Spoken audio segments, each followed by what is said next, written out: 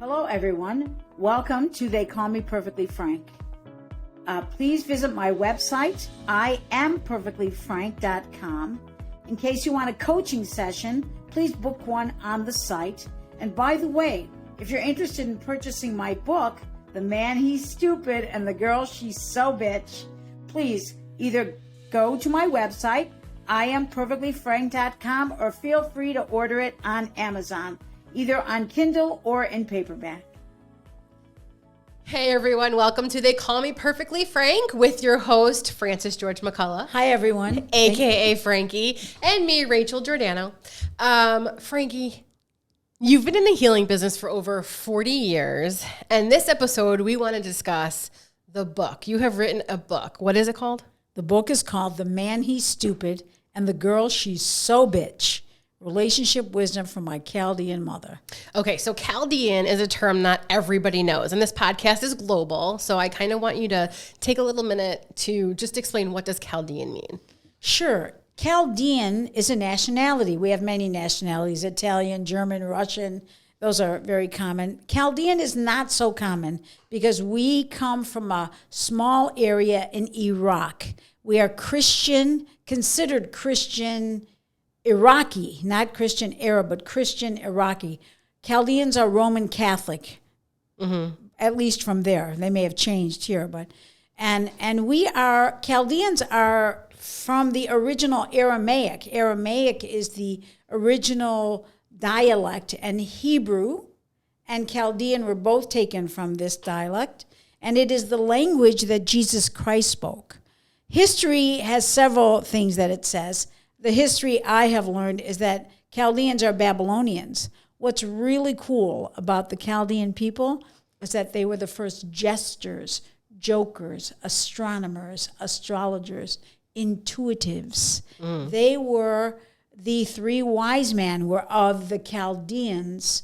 So these were people of great wisdom and intelligence, something I think we've lost through history, and now we're getting back. And the Chaldeans are people that migrated to America, and they came to Detroit first because of the factories. We now have churches, because that's how you identify how big a group is.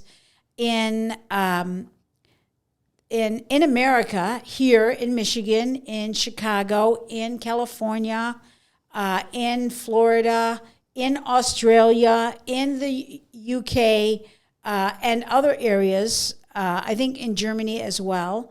And so we only make up 5% of the people of the Middle East, but we're quite big here in Detroit, quite large. Most people that live in the Detroit area know a Chaldean. Oh, are you Chaldean? Yeah. Yes. You know, some people would say, I can tell you're Chaldean by your eye. And you're like, which eye? This one or that one?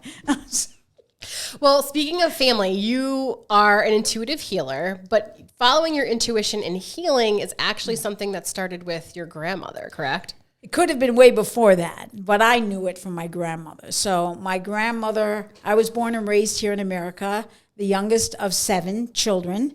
And when my grandmother came, I must have been 8 or 9 years old.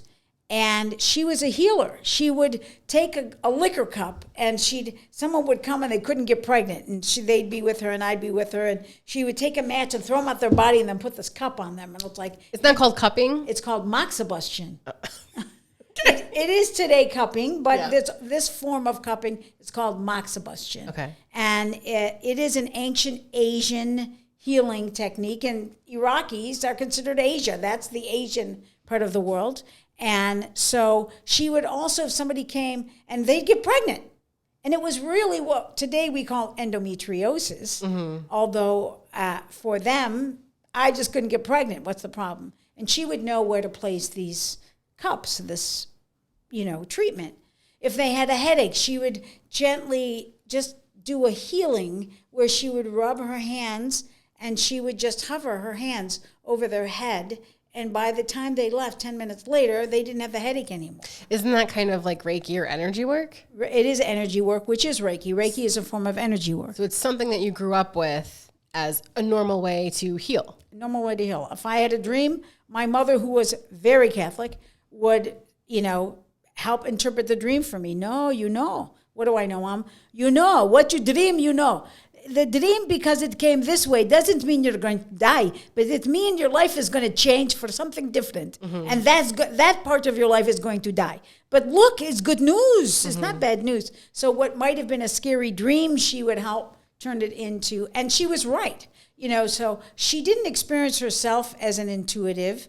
My parents came from the Middle East. My mother believed that the way you live is you have children and you do whatever your husband tells you. I'm like, Mom, we got to help you here, babe. So that's how it was. So yes, it did run in the family. For me, directly from my grandmother. I still didn't experience it as a healer. I just was like, okay, this is cool. We can do this. Right. It wasn't until I had gone, my brother had passed away when I was 13 years old. Well, I was going to ask you, so there's something huge that happened when you were 13. Your brother passed away. I think all of us have pivotal moments in our life that are very insightful. For me, at 13 years old, my brother passed away. The night I had a birthday party at my cousin's house. It was the first time I was going to be a girl, because I was such a tomboy. I was going to wear a dress, put makeup on, which I did, and thanks to him, I did that. And he... he took you shopping, he took helped me you shopping. with the makeup. Oh and my he gosh. knew that night he was going to go buy a motorcycle. How old was your brother at the time? 23. And this guy loved life. So 10-year difference. 10-year difference. He's the second child. Of the 7 of you. Of the 7 of us. The oldest child, God bless him, because my parents had just come to America, 12 years earlier, 13 years earlier, maybe 14 years earlier, because my sister was born before me, so maybe 15, 16 years earlier. And they said, you know what? We're going to work. We're going to do what we have to do. You, the oldest child, who was 12 at that time, you raise the children. You discipline them. This was a common practice in the Middle East as well. I mean, here we have, you can't work till you're 16. Over there, 5 years old, start working. Right? Got to bring money to the family. So there's 7 of you. So my brother really played a big role as a disciplinary. And my second brother was the one who would argue with the older one about, I'm not doing that, or don't make them do that, or you're being ridiculous, you're being too hard on them. So I can't So he was more of a free spirit. He was a very free You also spirit. said he had a lot of charisma, right? He was just that guy. Unbelievable charisma. I mean, even the way he dressed, he had fashion style. He looked to me like Elvis Presley at the time. Like, he just had that kind of gorgeous, like, I just want to, how cool that he's my brother, right? He used to do these things where he would take me to the beach with him. We hung out a lot at Cass Lake, which is a local beach. And he would take me with him as if he was my babysitter. And then he would say to me, Frances, go run over there and kick sand on that towel, that green one over there, because that's how we picked up the women. ladies. And they'd be like, oh my gosh. He'd come over and go, I'm so sorry. My sister, she's just so young. She's just playing. And that's how we would pick up ladies. So it was kind of fun. I didn't know better until I was older. And then I realized that. What he was using you for. And not that, I don't know that he was using me, but, I enjoyed him. We had a great time together. He was a guy that could include you regardless. Not just you, whoever was around. I love that. I wish I was like that, honestly. Right. Like the guy that makes eye contact with everybody because you matter. Right, exactly. Well, the night he took me to this party, he had also bought a motorcycle. Not that night, but he had purchased a motorcycle that he was going to go pick up that night. And before we left, I'm coming down the stairs, and him and my father are arguing. And my father says to him, if you buy that motorcycle, don't come home. And so as my brother was walking out of the house, he was so pissed off that, my dad said that he punched the hole in the wall, because we had drywall, right? And punching a hole in the wall is like, you go like that. Yeah. Even if you're weak, it's going to put a hole. And then he walked into the garage, and he saw me coming down the stairs, and he said, I'll meet you in the car. And as far as he was concerned, he was with me. So he was talking to me about, listen, there's going to be boys there. They're going to be interested in you. They're going to want to do things you're not sure you want to do. Don't be afraid. You don't have to do them. He said to me, but there's one thing you have to do. You have to smile, because when you smile, the world smiles with you. Those were the last words he said to me. And, of course, I said, I love you, and he left. And that night when I got home, there was a phone call. The phone rang, and I answered it. My parents were out, with their friends, and my siblings were out. And I answered the phone, and it was his friend, George, who said, I need to talk to your mom and dad. And I said, well, they're at so-and-so's house. He goes, will you call them and tell them to call me? And I said, is everything okay? He said, yeah, everything's fine. Just call them and tell them to call me. And it's been a long time. It's still, the moment is still so fresh. And I called my parents, and they called him. And my brothers came home, and they said, come on, we're going to the hospital. And we all went to the hospital. We were there till the next day. And he died the following day. He had been hit by a car. This kid... On the motorcycle. So he's on the motorcycle. He's on the motorcycle, and this kid comes rolling out of his driveway on Telegraph Road. He had just had a fight with his mom and hit my brother. He didn't look, And I think my brother, even before that, knew that this was his time. I think he just knew. He was so happy. He just was a happy person. It's still a hard thing to happen to anyone because you feel like a part of you is left. A part of you did leave. Like, experiencing that kind of thing, it's an alone experience. It's an inside job. And forget about what's going outside or going on around you. It's a very difficult experience to have. So it's a process getting through that. The biggest part wasn't just the loss of him. It was the loss of everybody else in my life because they were experiencing their own experience from this. So after that moment, you had said everybody changed. Everything changed. Everybody... I would say to you, I didn't just lose my brother. I lost the whole family, And I went from being very disciplined, no, you can't do this, no, you can't do that, yes, you can't do this, to nothing. Nothing. I didn't even exist. Nobody existed but me. For them, nobody existed but them. It was clear. And there were other situations that happened, but I'm not going to discuss those. So at 17... my father was so very detached. For my father, he did not want to control anybody's life. His greatest pain was that he didn't get to say, I love you to his son. That the last words he said to him was, don't come home if you buy that motorcycle. And he just couldn't find it anymore. He wanted you to live, go live. Make every mistake you want to mistake. Just make sure you're safe. He didn't want to put any parameters on how we did life. He didn't want to do that. So for me, life was a big change. Not just did I lose my whole family. I had people telling me how to do this thing called life, to nobody telling me how to do this thing called life. So at 17, I said, I can't be here anymore. I need to be around people that have a sense of themselves, or I don't want to be with people anymore that are so empty, because you're empty when someone dies. So I said to my dad, I'm leaving to go to California. So I go to California to be with my friend, and she's wonderful. There's a book called The Outlier written by Malcolm Caldwell. And in this book, he talks about being at the right place at the right time.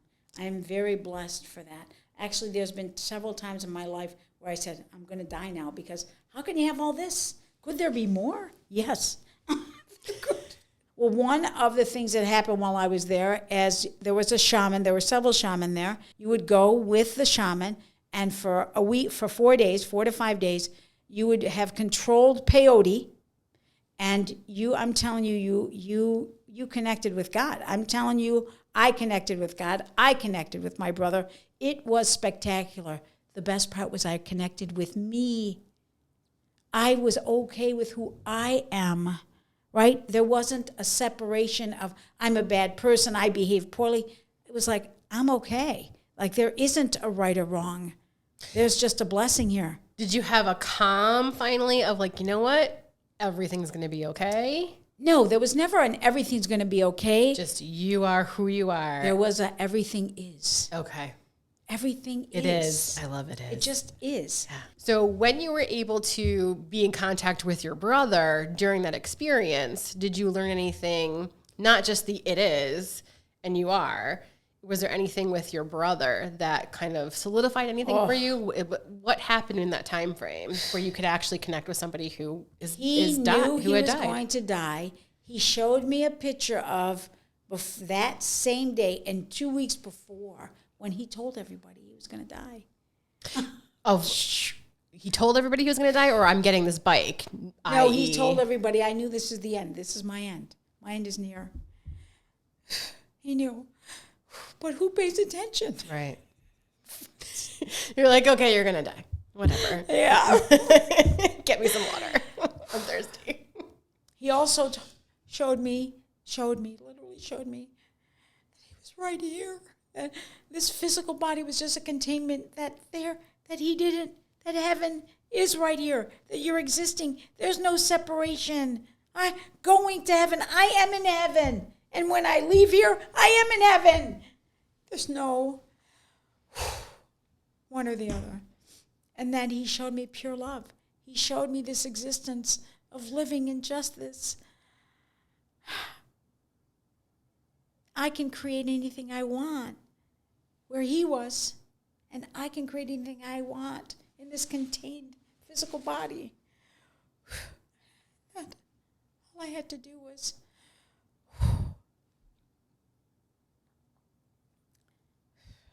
have faith, have clarity, be okay with it, right?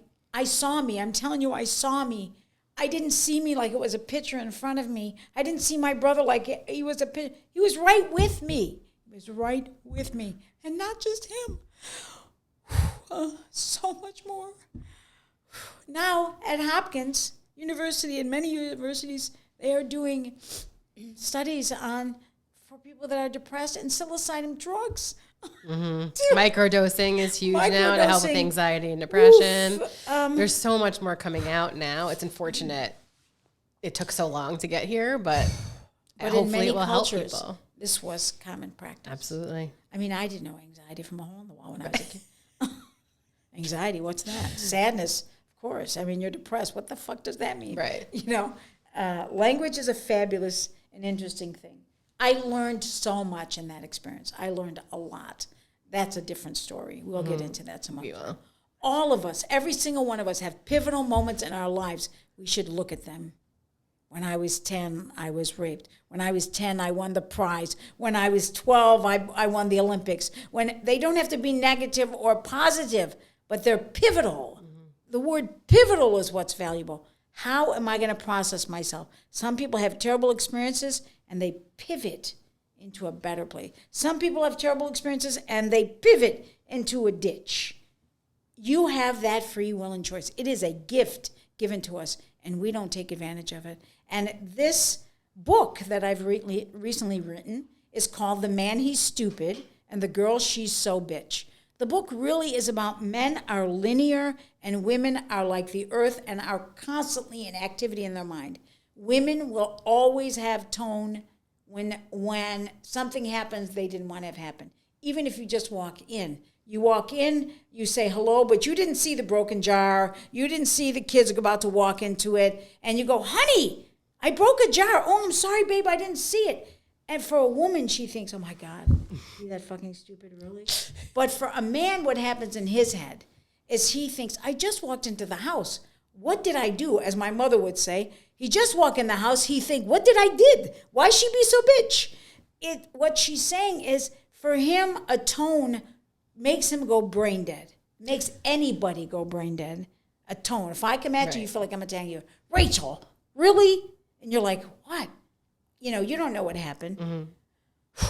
We have to slow down and try to get rid of the tone. Men have tone too, but women have a lot more tone. Well, let's go back to, this is relationship advice from your mother, right? So when did this relationship advice come about? When did this start? So I was married one time for a year, happily inherited a wonderful boy who's just about 39 years old. Currently. Now, at that time, he was 3 years old when he entered my life. I was only married for a short time. Both of us were doing drugs. I stopped. He didn't. I'm like, I got to go. I'm taking your kid with me when you get it together. Come back and get him. Did he ever come back to get him? He did come back to get him when he was by that time he was 4. Did he consider your mom or did he call you mom? Oh, no, I'm mom. Oh, yeah. That's beautiful. And he also, his mom, Chris. His mom, Francis, mom, Chris.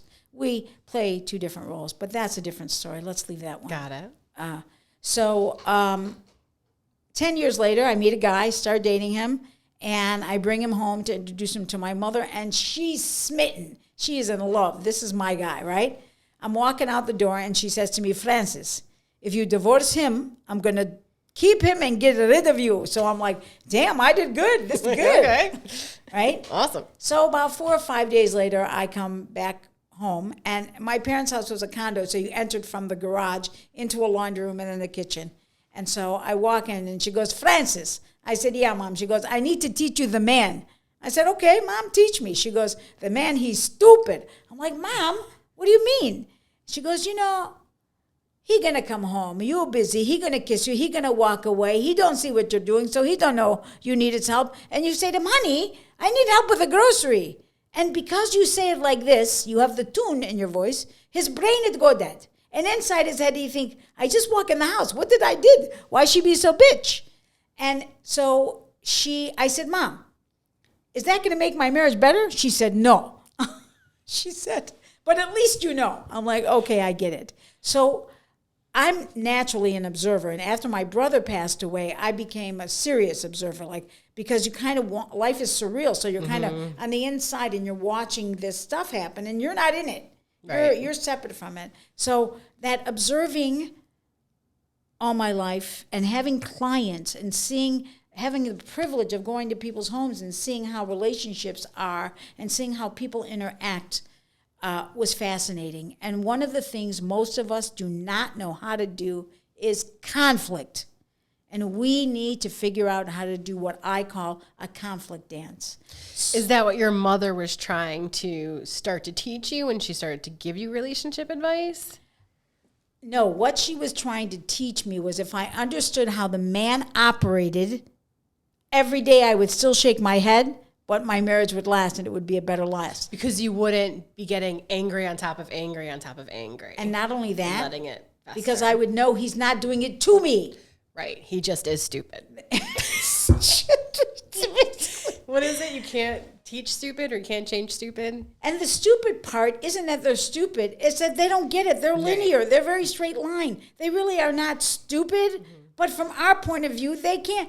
Like, did you really not fucking see that? It's right there on the table. The note says, honey, take the lunch, take the food out of the refrigerator and feed it to the kids. But no, you heard feed it to the kids. You said, hey, guys, what do you want to eat? I want cereal. Right. Okay, he gives them cereal. You come home, and the food is still in the refrigerator. You're like, what happened? Well, I asked them if they were hungry. They said yes. I said, what do you want to eat? They said cereal. So I fed them. He got the job done. Okay. But he didn't get it done the way you wanted it done. That's what my mother was trying to say. The man, he always going to do the job. Just not like the way you want the job done. She said, but Francis, nobody, they're going to do it like you. Nobody. But because you live in the house with him, you think he learn how you are. He don't learn nothing. He's so stupid. He can't learn. Every day, the same thing. Every day. Honey, can you take the kids, when you take them to school, take the lunch from the refrigerator? Okay, honey. He leave. Every day I have to take the lunch to the school. Every day. 5 years, 10 years, 20 years.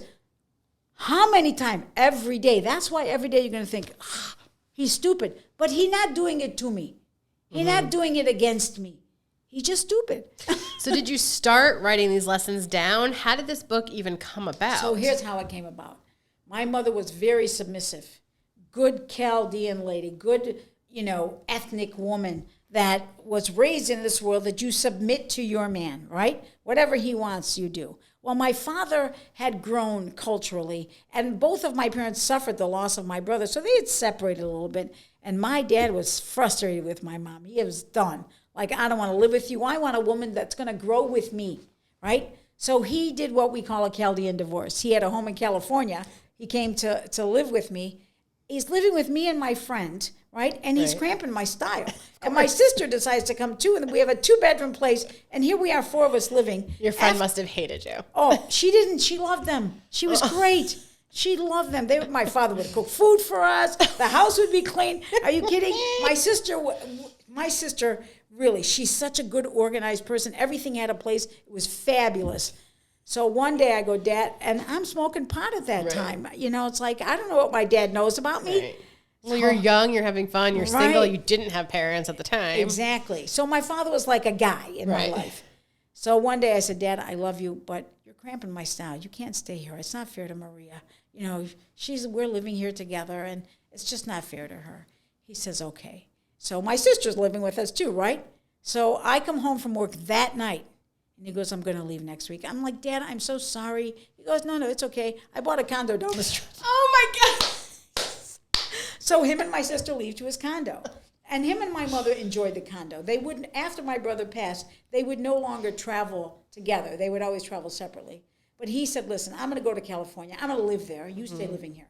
Because did he just like the lifestyle, the warm weather? I mean, we're in Michigan. He loved the lifestyle, it's cold. the warm weather, but more importantly, he did not like my mother. Okay, he really just didn't want to be around the energy. So one day he calls up from California, and I happen to be at my mother's house. This is where the book really got started, because she had already taught me so much, right? So she's on the phone, and I'm listening to her. And I hear my father say to her, Nuria, I'm going to come home. When I come home, you go stay at your son's house. I'll sleep in the condo, and when I leave, you can come back. She says, okay, John. She hangs up the phone. I said, Mom, what just happened? Your father, he tell me that he going to come home, and I'm going to go stay at your brother Sabah, and when he leave, I'm going to come back home. I said, yeah, I don't think so, Mom. She said, no, your father, he say. I said, I don't care what my father, he say. I said, you're going to call him up right now, and you're going to say to him, John, this is my house. You want to come to my house, you can come to my house. You want to sleep in my bed, you can sleep in my bed. You want to sleep in the other room, you can sleep in the other room, but I'm not leaving. She goes, no, I can't. I said, call him, tell him Francis told you to tell him. She said, okay, you call him. I call him, I said, Dad, Mom wants to talk to you. He said, okay. I hand her the phone. She said, John, Francis, she tell me to tell you. This is my house, John. If you want to come, you want to sleep in my bed, come sleep in my bed. If you want to come sleep in the guest room, you can sleep in the guest room. But I'm not leaving, John. It's my house. I'm not going to go. She never mentions my brother's house. He says, okay, hangs up the phone, comes a week later, sleeps in her bed, stays 3 months. I said, Dad, what happened? He said, I respected her. I'm like, oh, my God, all this time you didn't want to be with her because you didn't respect her? He said, I didn't respect her. He said, you're her lawyer now. You're the negotiator. Like, okay. Great. So one time he gave all of his kids money because he had stocks and he'd come into money to give all of us $5,000, $10,000, $15,000, but he wouldn't give her any money. She says to me, I want to buy a new bedroom. Said to your father, don't give me any money. I'm like, what? Your father don't give me any money. Now my mother, remember, she's used to being submissive. And I said to her, Mom, why do you do that? She goes, I don't know better. I don't know better. This is what I know. I said, okay. So I said, Dad, you gave all of your children money, but not your wife? That's not good, Dad. He goes, no, it's fine. She wants to go buy bedroom furniture. I said, then let her do whatever she wants with her money. He goes, no, I'm not going to give her money. I said, then I'm calling all the kids, and we're all giving you the money back. As a matter of fact, we're going to give all the money you gave to your 6 siblings, your 6 children, to her. That's going to be close to $100,000. Really? Is that what you want? No, I'll give her money. And my mother goes, no, it's okay. I'm fuming. Mom, you can't talk. Don't talk. She's mad. Don't tell me don't talk. No, Mom, you can't talk. You can't talk. Just for 1 minute, please. Go in the other room, Mom, please. No, I'm not going. I say, Dad, I don't care what she says. You need to give her the same thing you gave each one of us. And I hope to God you gave each one of us the same thing. If not, the one you gave the most to, you give the same thing to her. I don't care what you gave to anybody else. Thank you for giving us money. I can't do it. I said, well, you're going to do it. Or I'm going to take my money. I'm going to give it. He goes, fine. But I don't want new bedroom furniture. I said, it's her money. She can do whatever she damn well pleases with the money. So he gives her the money. And my mother, again, I go in the morning and my dad goes, she gave me the money back. I cuss her out. Mom, why you do that? Because I know I'm going to make him happy. But you're going to bitch for the next 12 years. Take the money. Let's go shopping for the furniture. Okay, let's go shopping for the furniture. I take the money from my dad, and he says to me, don't buy her furniture. I'm thinking, really? You think We go, she finds furniture she loves. She finds some other things for the house. She takes some of the money, she puts it away. Furniture comes. My father is pissed off. Then he sees it in the room. He goes, that's nice furniture, right? And my dad goes, did you pick it out? I'm like, me? I got no taste. Your wife picked it out. And I go, Nana, how you feel? I don't want to make your father mad. I said, make him mad. It's not your business. It's your business to be happy. If he's not happy, that's not your business. Okay? You can't make people happy. You can contribute to their happiness, but you can't make them happy. That's where I learned a lot. I learned a lot when my father said I respected her because she had a mind of her own. Because she didn't accept me walking all over her like she was some kind of doormat. And so we continued in this realm of he calling me the lawyer, but she didn't need me anymore. She found her way. So she finally felt comfortable saying, I want this, or this is something I need. Accepting it, or saying, John, you did this for them. Don't forget me, right? Or I'm going to buy a new dress. I don't want to buy a new dress. I know, honey, I'm going to buy one anyways. And then he'd say, you're beautiful. That's a beautiful dress. My mother had great taste. I don't know why it didn't pass to me, but it didn't. So as I observed this and learned this, and I had the privilege of knowing all these people, thousands and thousands of people that were clients of mine, and watching how they behaved with their spouse, their children, their mates. Everyone does this dance together. You know, this one is sneaky and deceitful and cheats. This one is just so focused on themselves they can't see anything. This one, but people don't know how to do conflict, right? You need to set some boundaries. Like for my husband and I, we don't do any name calling to each other. I might call my friend and call him an asshole, but not to each other. You know what I mean? I know in order to get something from my husband, who is naturally a flatline personality, I'm a big roller coaster personality. I know that I don't want to have a conversation with him with a tone and have him go brain dead and get nothing back from him. I want something back, damn it.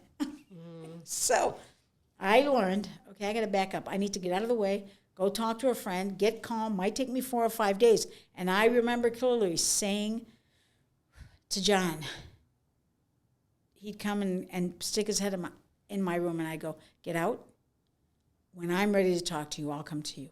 And I would keep my voice low so that I wouldn't yell, right? I'd have to keep my voice low.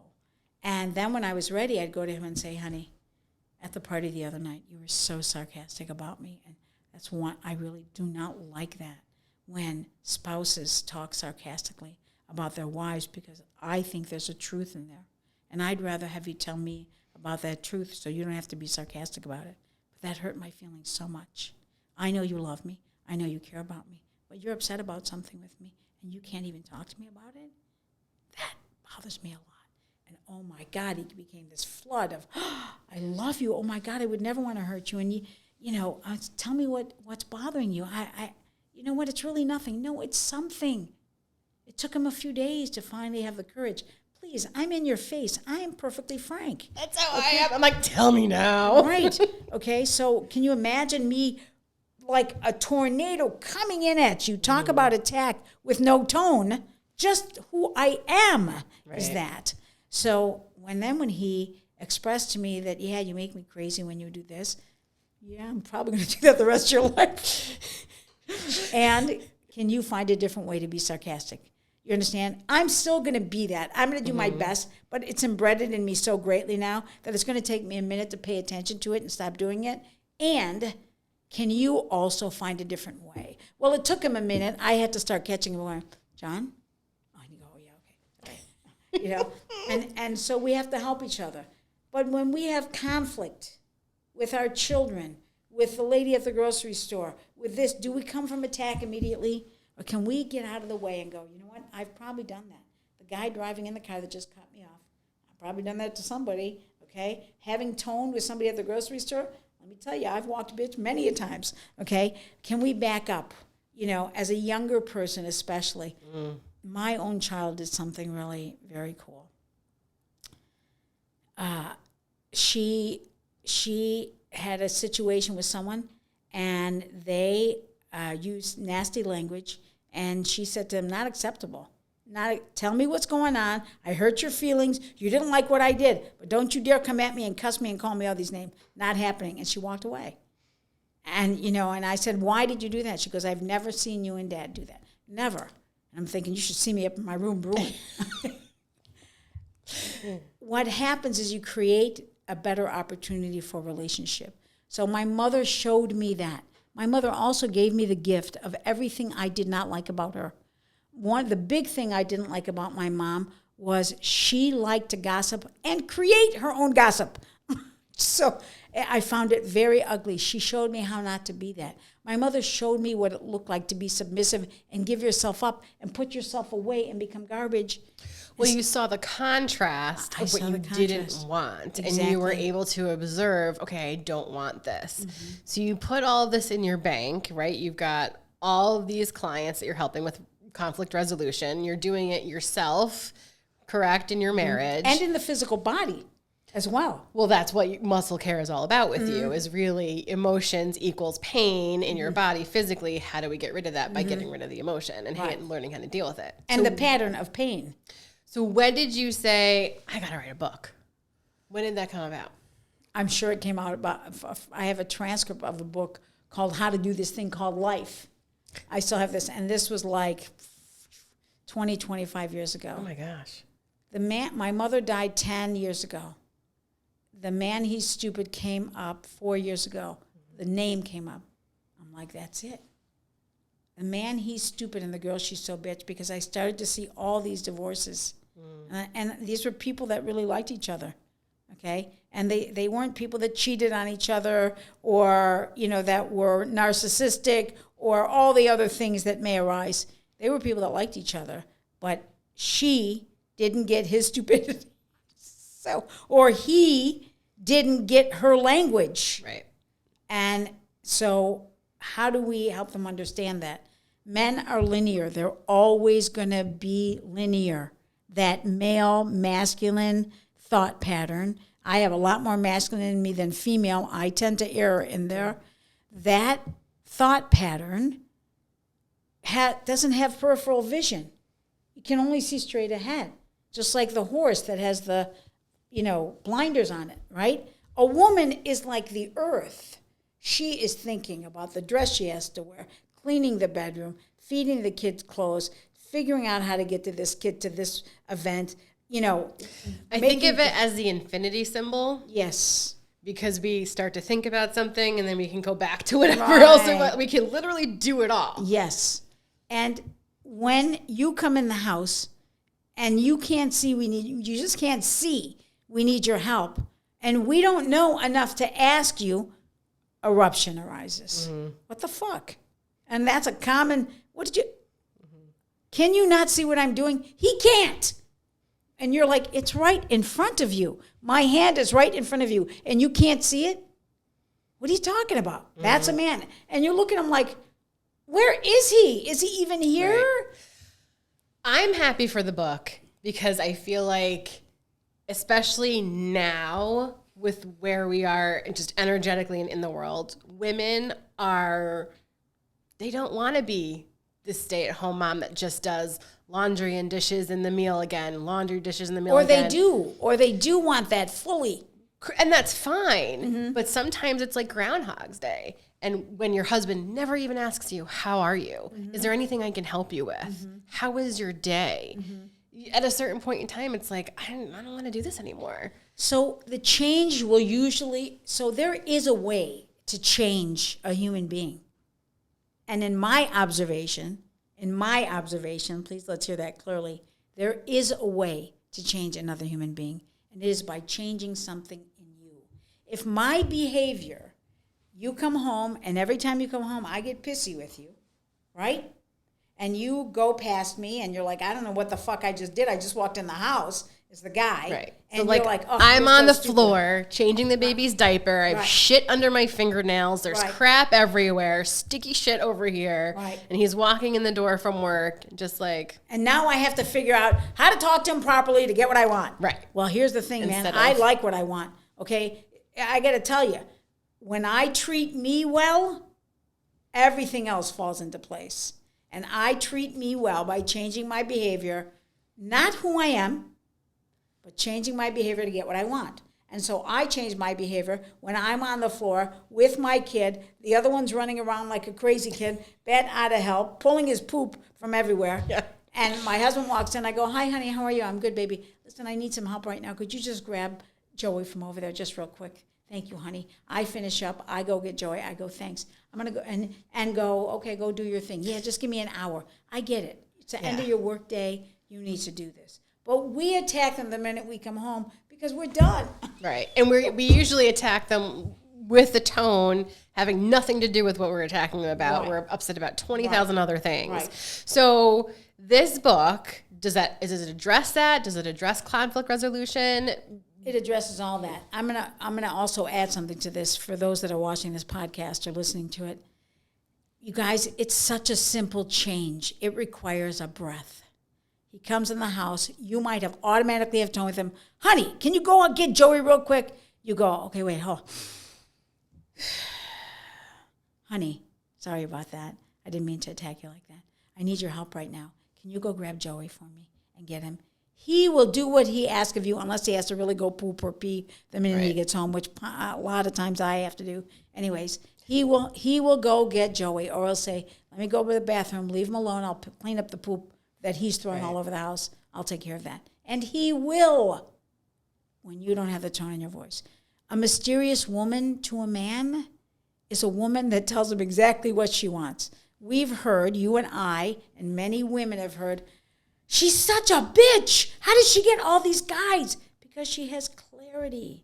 She's like, I want you to open the car door for me. She doesn't say, open the car door for me. She stands at the fucking car door and waits. And he goes, what do you need? Well, I know what a gentleman you are.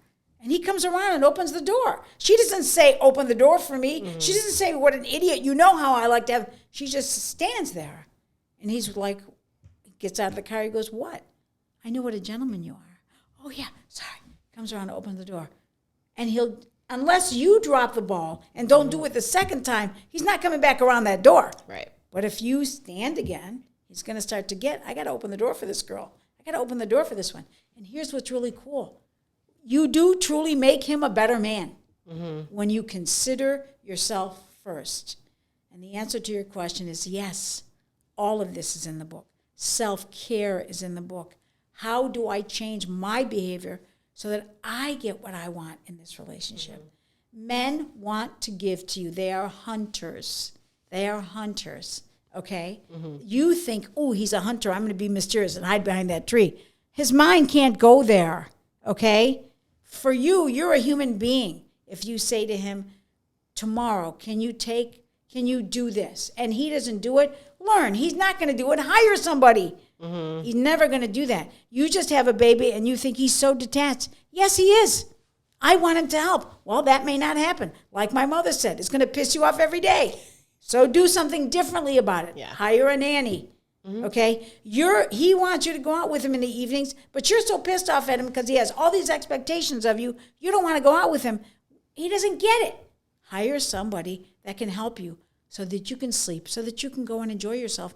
You will get pissed off that he's going out whenever he wants freely, that he's going to this bachelor party, that he's drinking, you're not, you're breastfeeding. You're going to get pissed off, period. Because we get jealous. I want to do that too. I get until this day. My husband will come home. I'll get home. I'll do my thing. And I go, did you talk to the kids? He goes, no. I go say hello to them. Okay, but I go knock on the door. Nobody answers. Right? Okay? He's sitting there in front of his computer reading. I'm like, I want to do that. Like, I'm jealous of you. You know, I don't do it, but I want to do it. Okay? And then I go, well, I'm too dyslexic. I really can't do it anyway. But my point is that I get jealous of his freedom. Like, I'll go, you know what? Elliot really wants a burger. Will you go get one for him? No. Like, I love that. I want to do that. I know. But I don't. I'm wired a little differently. I'll go do it. Is it going to serve me to get pissed off at him? No. I love the fact that he's considering himself. I'm tired. I had a long day at work. I'm not going to get anybody food. Moms are usually the be-all and end-all, and I've started to take time for myself as well. But we'll get more into the book. We're going to have Sherry, who helped you write the book, correct? We're going to have her on in the next episode. So we'll discuss more specific chapter examples a little bit. We'll delve into it a little bit. The book is available on Amazon, correct? The book is available on Amazon. The name of the book is The Man He's Stupid and the Girl She's So Bitch. Relationship wisdom from my Chaldean, my ethnic, basically, mom. So we're going to continue doing the podcast. We're going to focus a couple of episodes on her book because it's amazing. It's so funny and so true, and I think a lot of you guys will relate to this. For more information, go to theycallmeperfectlyfrank.com. Also, if you guys want to submit questions to the podcast or submit questions about the book directly, theycallmeperfectlyfrank.com. And then, of course, if you want to book time with Frankie for healing, you can contact her directly, and I'll put the number up for you guys also. So thank you guys so much. Thank you so much for trusting us with that backstory. I know it's a lot, and I know it's emotional, but I'm so happy that you shared because I think people need to know kind of the backstory to Thank you. And just one last thing. I think all of our backstory, purging is a phenomenal thing, and to feel is a phenomenal thing. Don't be afraid to go back and feel it. Don't be afraid. Even if it's negative or even if it feels bad. Even if it feels bad. Don't be afraid to feel it. The feeling, and you might need a support system there, so let yourself have one. Although you will find by purging it, you can set it free or desensitize it. Well, I always have sadness thinking of that day for sure, always. I'm also grateful that what has arisen from that experience, the beauty of what has arisen, his death didn't happen in vain. You understand? So I will honor his life till the day I die, and hopefully it will go on and on and on. So thank you so much for taking the time to listen. I look forward to more podcasts and lots of questions. Thank you, everybody.